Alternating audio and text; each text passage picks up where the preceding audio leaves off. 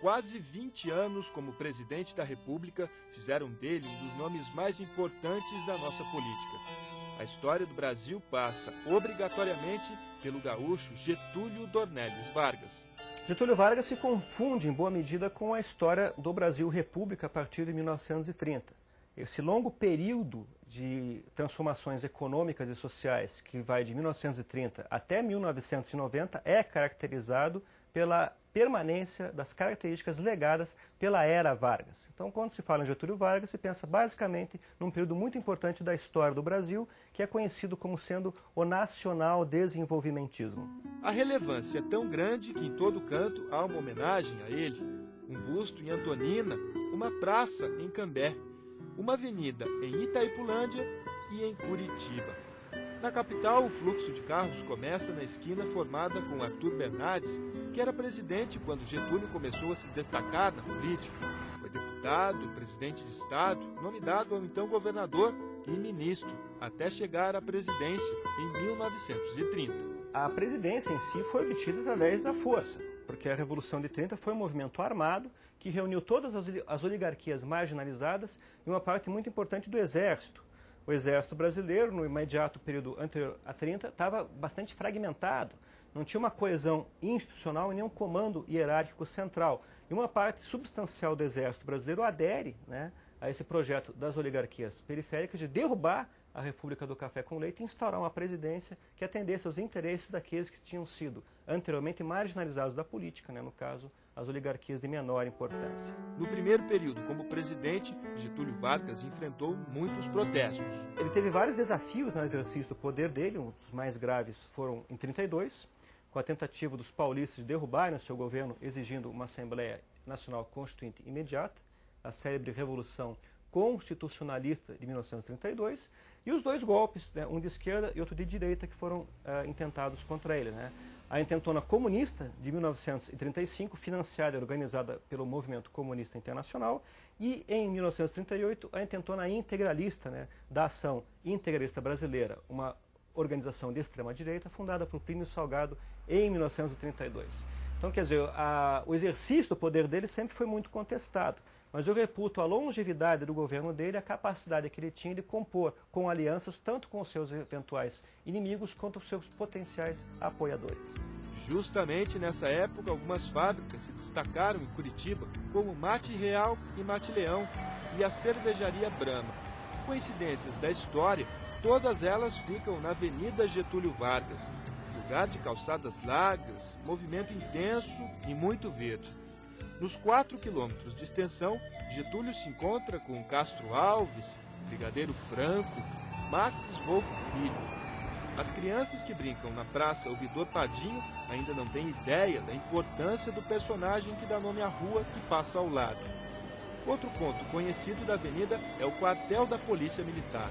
Militar lembra Exército e foi com o apoio dele que Vargas se manteve no poder em 1937. Um segundo episódio que eu acho decisivo é 37, quando ele instaura uma ditadura, né, ditadura varguista, ditadura que tomou o nome de Estado Novo, né, e impõe uma Constituição ao país que permite ao presidente fechar o Congresso, governar por decretos, né, poder exercer ampla censura, né, ampla vigilância, uma série de setores sociais, a ter os famosos tribunais de segurança nacional, né, que são de 35, são agora institucionalizados na nova Constituição. Então, 37 é um momento muito importante, e o personagem que não aparece, e que é o mais importante de todos no golpe de 37, não é nem o Getúlio, é o Exército. Porque, na verdade, o golpe de 37 só foi possível porque o Getúlio fez um acordo com o Exército Nacional para ter o apoio dos militares para o seu governo. Inclusive, alguns historiadores afirmam que a ditadura varguista de 37 era uma ditadura militar travestida de ditadura varguista, tamanho poder que o Exército obteve. Isso é bastante defensável. Do período ficaram marcas getulistas conhecidas até hoje. Algumas são mitos, segundo o professor Denison de Oliveira, autor do livro Os Soldados Alemães de Vargas. Tem muita coisa associada ao senso comum, né? O voto feminino, por exemplo, a gente deve ao Código Eleitoral de 1932, que antecede as eleições para a Assembleia Nacional Constituinte de 34. Então a gente não pode absolutamente associar Getúlio Vargas ao voto feminino.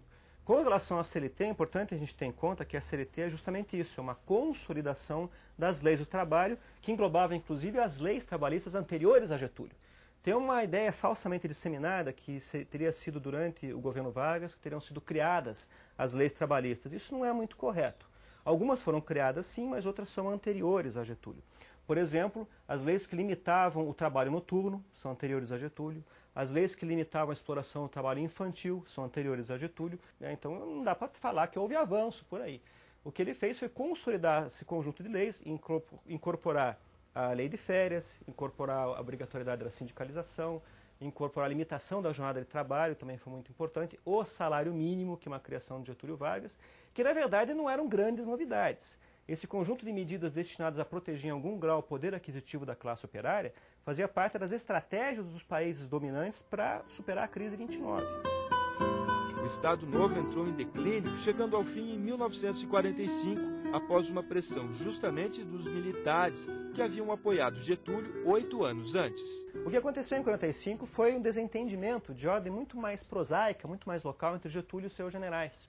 E dizia respeito ao episódio que foi assim, digamos, que catalisou a derrubada de Getúlio pelos seus militares, foi o episódio da nomeação do seu irmão, Benjamin Vargas, para a chefia de polícia do Distrito Federal, que ficava naquela época no Rio de Janeiro.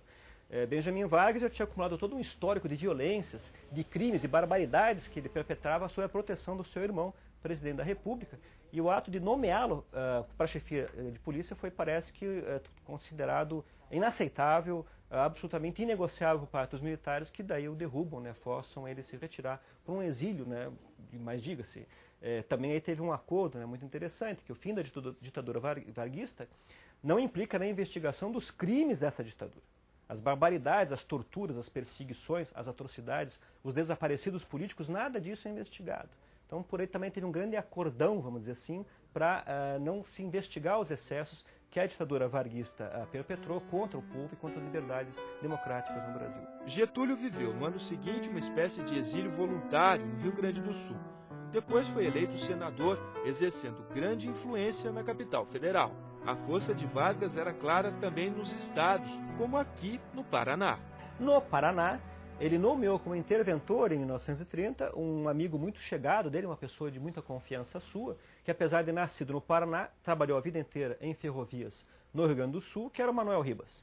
Manuel Ribas é nomeado interventor em 1930 e consegue se compor com a maior parte das elites governantes paranaenses, que acabam apoiando então a sua eleição para governador do estado em 1934. Então, em 1934, Manuel Ribas deixa de ser interventor nomeado por Getúlio e se transforma em governador eleito.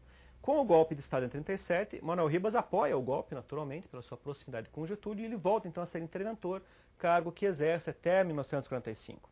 Em 1945, né, com a criação do PSD, os interventores dos estados são convidados por Getúlio a organizarem nos seus respectivos estados a máquina partidária do PSD, coisa que Manuel Ribas faz aqui no Paraná, levando então à eleição de Moisés Lupion. Então você percebe então que Era Vargas, no Paraná, tem um legado bastante extenso, bastante complexo e que tem suas determinações estreitamente ligadas aos destinos do varguismo em nível nacional. Com grande apoio, Vargas foi lançado candidato a presidente em 1950. Venceu. Multidões saíram às ruas para comemorar. No poder, retomou com força o caráter nacionalista, criando o BNDES, o Instituto Brasileiro do Café e a Petrobras. Era extremamente popular, mas criou inimigos que defendiam principalmente a entrada de empresas estrangeiras no país. O internacionalismo venceu politicamente. A gente tem que perceber que eles conseguiram dar um jeito de se livrar de Vargas e do seu nacionalismo e também das leis trabalhistas que eram associadas a ele. Havia a ambição de se desregulamentar, de se flexibilizar a CLT, eliminando-se Vargas, né? Então, ao atacar-se Vargas, se visava atingir dois objetivos: por fim o nacionalismo econômico e encerrar também a legislação trabalhista. E em boa medida eles conseguiram. Em aliança com setores mais radicais das Forças Armadas, com setores de extrema-direita, né, das organizações militares, se conduziu um processo que Vargas foi obrigado a se demitir. O ministro da Guerra de Vargas, em algum momento, manda para ele um ultimátum, né, para que ele deixasse o governo, igual aquele que já tinha sido entregue em 1945. Contrariando toda a expectativa, né, uma coisa que até hoje desconcerta, né, que intriga o historiador, Vargas, ao invés de entregar o cargo, se suicidou. né, como diz ele na sua carta testamento, deixou a vida para entrar na história. Dessa maneira, com seu suicídio, ele provoca uma enorme mobilização de massas em defesa dos seus ideais, em defesa da sua memória, do seu carisma, que permanece, né, sendo cultuado muito tempo depois, e na prática acaba então negando os frutos da vitória política que os seus inimigos do internacionalismo econômico contavam obter. A morte do chamado pai dos pobres comoveu o Brasil. Pessoas subiam em árvores, encaravam filas, faziam de tudo para dar o último adeus ao presidente. Os jornais estamparam o ato que tirou Getúlio da vida e o colocou na história. Com certeza, um nacionalista é um populista, né? A gente designa o populismo como sendo aquele processo de incorporação das massas populares à política. Porque se você for ver bem, na República Velha não havia participação popular nas eleições. 2%, 3% da população votava em cada eleição. Em 46, 15% da população já estava votando, um enorme avanço, né? Então esse processo de incorporação das massas populares à política é o que a gente designa de populismo. E eu acho que o populismo, né, o trabalhismo, né, e o nacionalismo seriam então as principais características que mais fortemente até hoje são associadas à figura de Getúlio Vargas. Eu vos dei a minha vida. Agora vos ofereço a minha morte. Nada receio. Serenamente dou o primeiro passo no caminho da eternidade e saio da vida para entrar na história.